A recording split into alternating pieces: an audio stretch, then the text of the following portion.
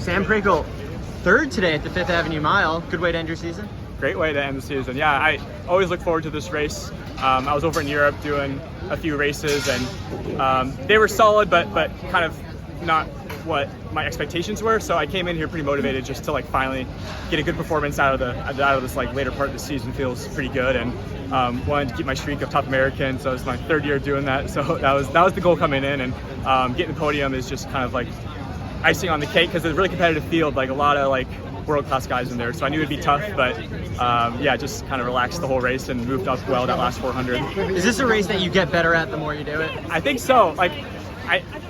I always got worse.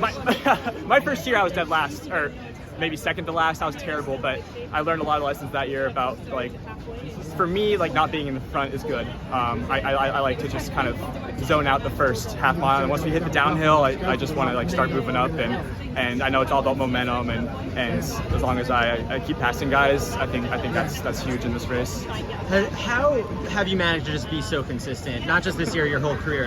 Has anyone run under 3:38 as many times in their career as you have?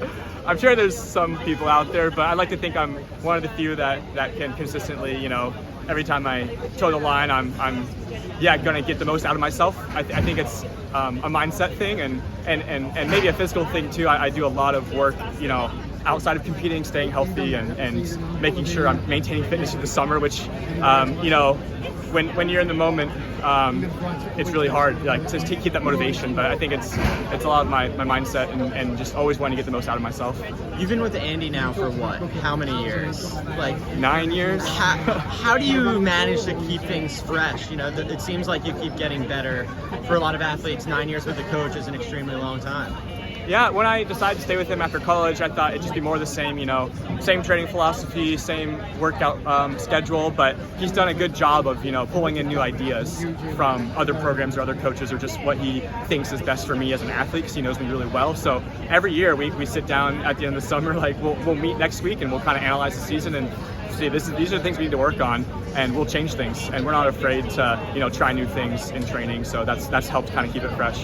At this, looking back on the season, what was the high low? What was the best part of it? And if there's one day that you're thinking about in training next year, what was that one?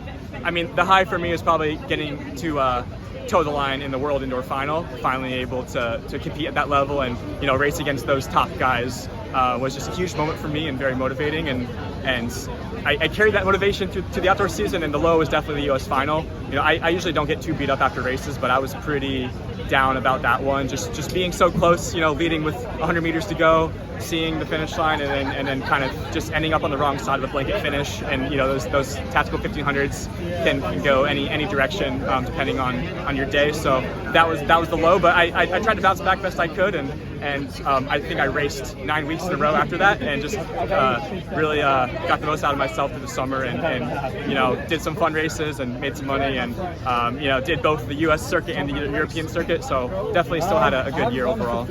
Any off-season plans? Go back to Seattle, go hiking with my fiance, and just enjoy a couple weeks off. Cool. Thanks, Sam. Thanks.